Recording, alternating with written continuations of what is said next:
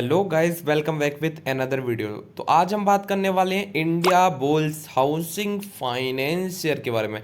तो गाइस, जैसे कि आप थंबनेल में देख रहे हैं, boom boom India bulls housing finance, क्या अपडेट है इसमें और कैसे ये शेयर एकदम से रॉकेट हुआ।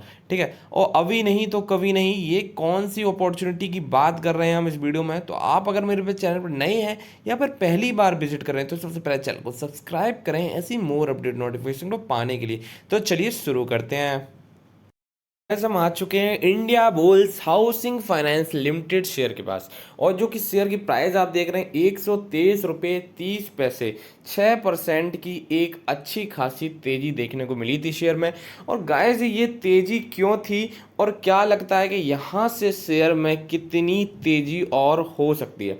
तो गाइस, अगर हम बात करें डिलीवरी क्वांटिटी उठाने की, तो आपको बता दें कि 30 जून को जो डिलीवरी उठाई गई है वो की है हमारी 28%, यानी कि 23% के अप्रॉक्स है।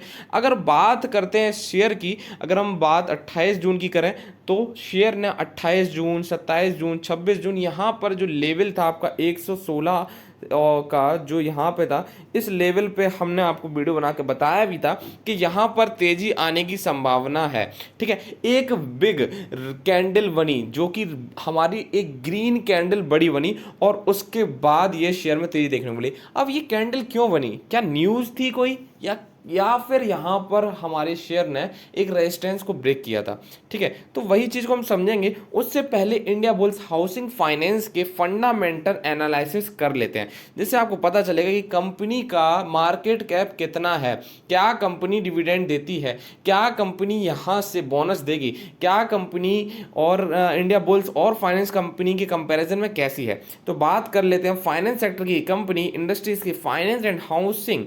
ठीक है, अगर हम बात करें प्राइस की तो अब हो चुका है 123 रुपये 30 पैसे। इस प्राइस पे इसने 5,814 करोड़ का मार्केट कैप कैप्चर कर लिया है। ठीक है, कैटेगरी अगर बात करें तो स्मॉल कैपिटल की कंपनी है। ठीक है, स्मॉल कैप की कंपनी है। इसी के साथ अर्निंग प्राइस रेशियो अगर हम बात करें कितना है 23.95, जो कि हमारा अप्रोक्स 24 है, और ये काफ़ी कम है as compare to other company. अगर हम पी रेशियो की बात करते हैं, और P ratio as compare to other housing finance company 5.15, यानी कि जो कि बहुत ही कम है। यहाँ पर हम उम्मीद करते हैं कि यहाँ से हमारा इंडिया बुल्स हाउसिंग फाइनेंस 200 रुपये के आसपास के टारगेट नजर आते हैं इन विथिन ए 2-3 मंथ। ठीक है, क्यों आते हैं उसका रीज़न है कि इंडस्ट्री पी जो चल रहा है और वो चल रहा है 15.28, और वहीं अगर इस कंपनी की पी की बात करते हैं तो कितना है 5.15। अगर डिफरेंस की बात करें इंडस्ट्री पी और उसमें, तो अप्रोक्स पूरे 10 पॉइंट्स का डिफरेंस यहाँ पर नज़र आ रहा है हमें। इसलिए यहाँ पे तेज़ी होने की संभावना भी है।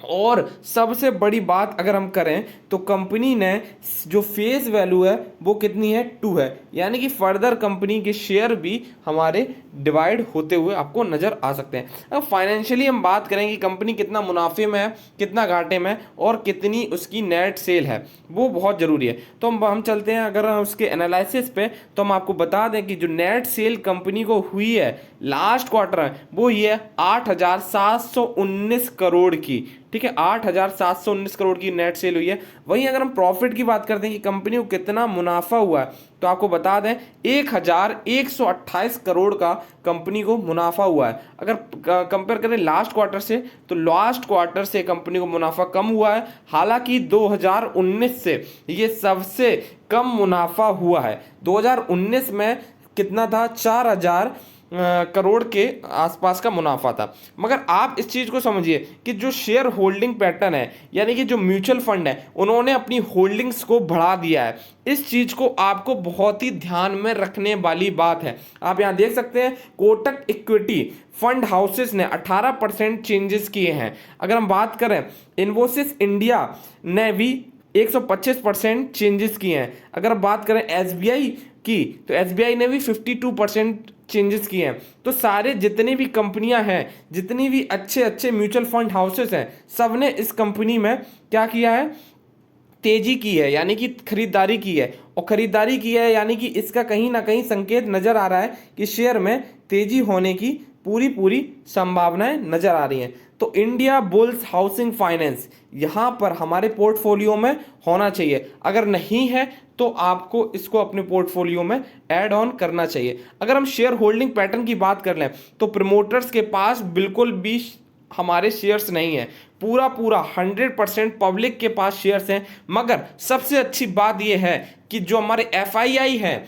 उनके पास भी 18.31% शेयर्स हैं। मगर इस चीज़ को भी आपको ध्यान में रखना है कि जो डीआईआई है उनके पास भी जो शेयर हैं वो 13.03% है। मगर एफआईआई ने अपनी होल्डिंग्स को कम किया है एज कम्पेयर टू 2022। उनके पास 26% होल्डिंग थी, अब देखिए आप चार्ट में देख सकते हैं कि अब 18.31% होल्डिंग ही है। मगर सबसे बड़ी बात कि म्यूचुअल फंड ने अपनी होल्डिंग्स को बढ़ाया है। जून का डेटा अभी आया नहीं है, जून का डेटा आएगा तो हमें पता चलेगा कि यहाँ पर जो शेयर्स हैं म्यूचुअल फंड हाउसेस हैं उन्होंने क्या किया है, बढ़ाई है होल्डिंग या घटाई है। अब मुझे यहाँ पर अंदाजे से लगता है और क्योंकि मई में इन्होंने इतनी होल्डिंग्स बढ़ाई है 125%, 50%, 47%, 70%, 182%, ठीक है। तो यानी कि इस जो होल्डिंग इतना इंक्रीज करने की बात है, यानी कि यहाँ से शेयर हमें 200 प्लस जाता हुआ नजर आ रहा है।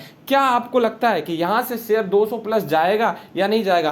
कमेंट सेक्शन में अपने व्यू जरूर बताएं। ठीक हो गाइस, अगर आपको वीडियो पसंद आई हो, आपको लगता है कि हाँ वीडियो अच्छी थी, तो आप कमेंट सेक्शन में जरूर इस वीडियो का सबसे पहले पार्ट बताएं कौन सा अच्छा था। उसके बाद चैनल को सब्सक्राइब जरूर करें। मिलते हैं नेक्स्ट वीडियो में।